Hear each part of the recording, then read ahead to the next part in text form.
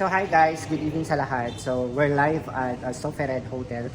And ngayon lang tayo talaga nakabalik guys for the events kasi sobrang matumal talaga ng event ngayon. Ewan ko ba kung bakit.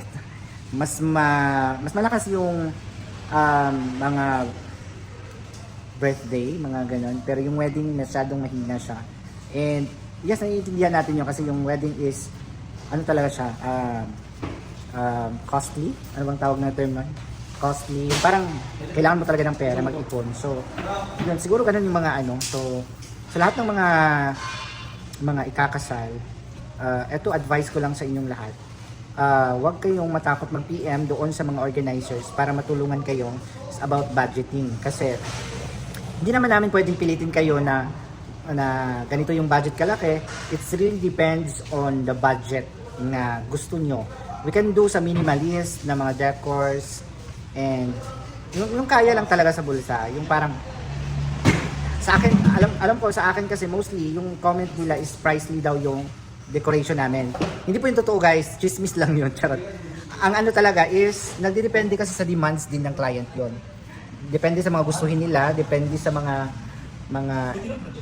suggestion o mga gusto nilang gawin sa yung mga anek-anek, alam niyo yun, ganun. So, yun lang. So, huwag kayong mahiyang mag-PM sa akin. Hanapan natin ng budget yung kaya yun lang sa bulsa. So, yun lang.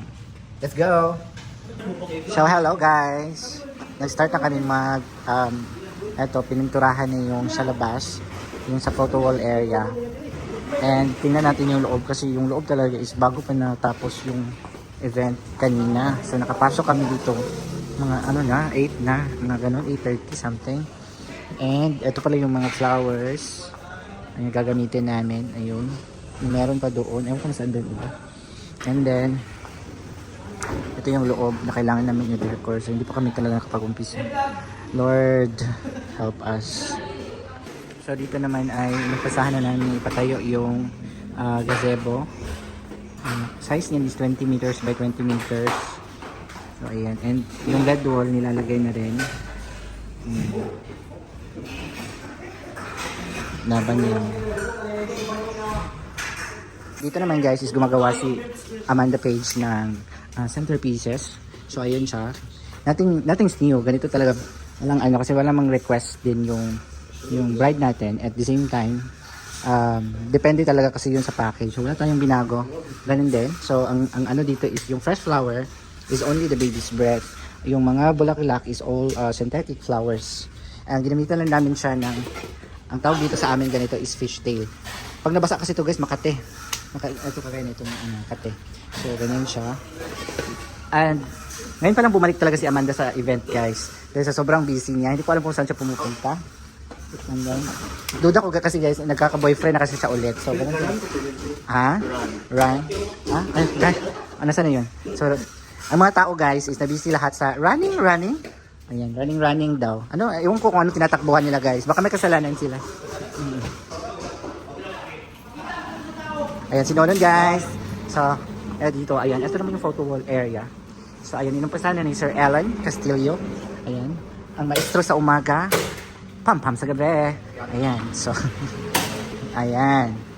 So, yun yung details. Ito yung harap ng front desk. So, mula dito, pagpasok ng guest, so, dito is parang waiting area kasi to. It's a waiting area. So, busy ang all for pictorials. Gamit lang yung phone nila. Kasi usually, ang nangyayari is, nakaka-post na yung mga guests before pa matapos yung wedding. Dahil doon sa may photo wall area tayo. And malaking tulong din to guys para holding area. Yung mga guests hindi mo napapasok doon sa loob. So, mabisi ang lahat sa pagpicture dito. And then, yun. Tsaka sila papasok sa loob pag pwede na namin silang ipapasok. So, yun yung explanation talaga nung gamit ng photo wall area. And of course, dyan sa sa pinakagitna, ilalagay namin yung initial letter. Nag-uumpisa sa mga pangalan nila. So, it's Jordan and Grace. So, it's J and G. Ayan.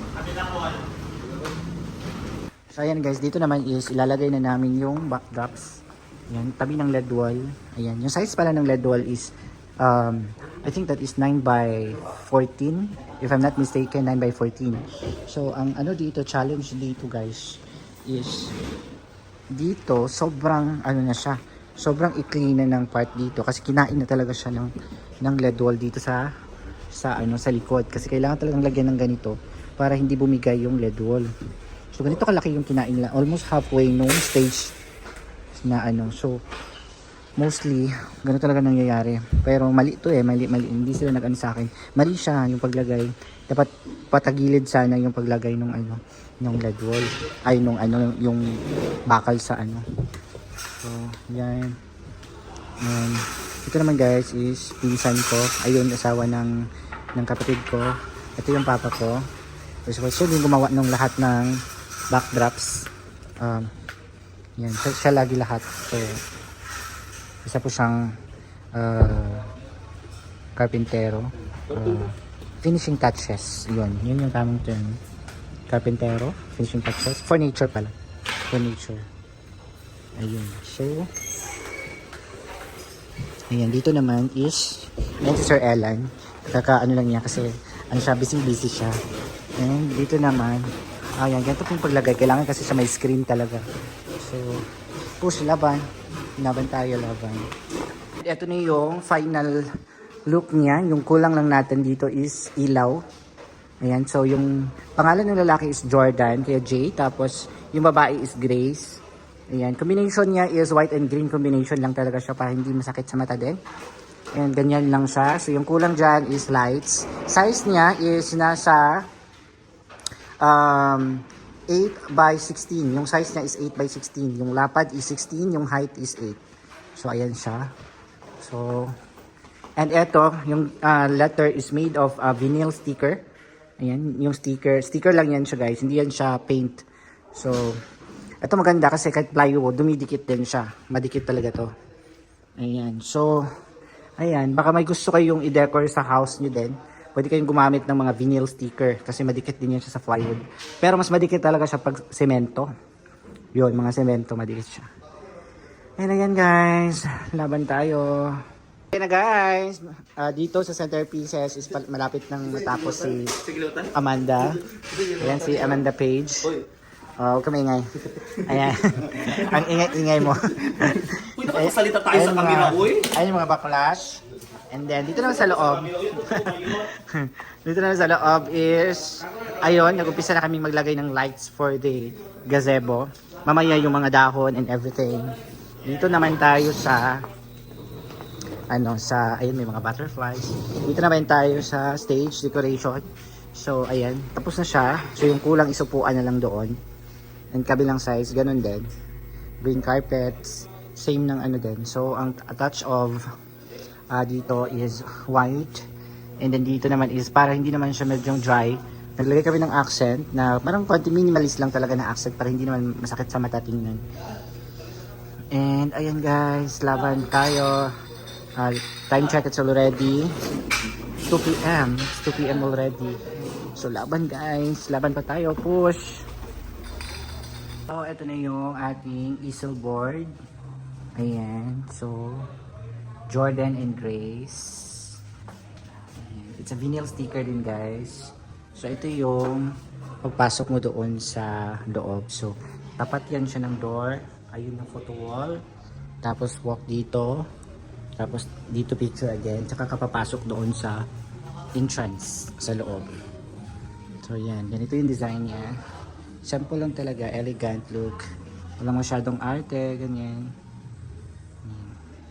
So, Jordan and Grace. So, ayun na guys. Naglalagay na sila ng mga dahon, mga bulaklak sa gazebo. So, medyo malapit-lapit na kayo matapos.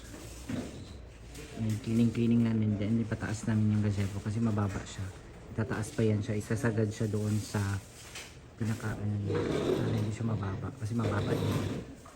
Isasagad yan siya sa taas. Ayan, time check. It's already 3:30 in the morning.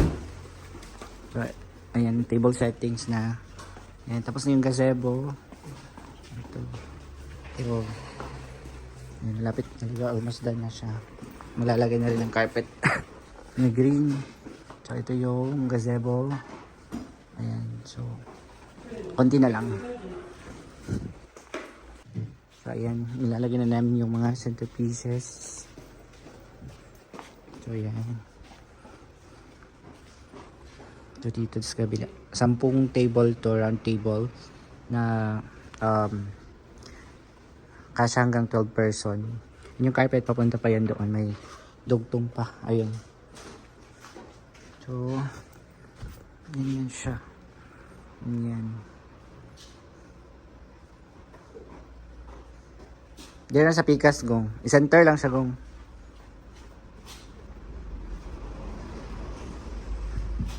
Okay.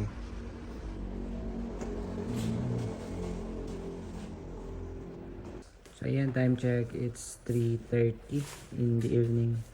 And then, naglilinis na. And then, maglalagay na ng carpet. And then, table settings. So, yun. Malapit na tayo matapos. Thank you, Lord. Ayan na. Centerpiece na lang ang kulang. At yung mga tables doon. Wala pang ano. Ito dapat nakasentro. Wait lang.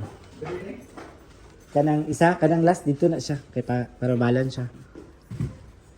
Kana, gong dito. Yan lang, ayos na libutan gong. Okay. And we're done. So ito na yun. Bukas na yung mga chairs, yung mga upuan. So tapos na kami guys. Bukas maglalagay na rin ng lights. Thank you Lord. Natapos rin yung aming trabaho for today. Ayan. See you tomorrow. So, ito yung room para sa mga bridesmaids bukas. So, nilagay ko na dito yung mga bouquet. Ito, this is the bouquet for the bridesmaids. And sa mother. And then may boutonnieres. Yung mga boutonnieres corsage. Nilagay ko na siya dito. Hinakot na namin. Kulang pa ng ano, kinuha pa ni Vincent doon sa ano. So, this is the room for the bridesmaids. For tomorrow. So, ayan. Pila lang kulang. Okay, di ano din nila. Ayaw di kay kan Charles na di. So, di lang. Sa kwan, bayot. Make up? Make up. Siya rin, may tapot mo? So yan yung mga bouquet.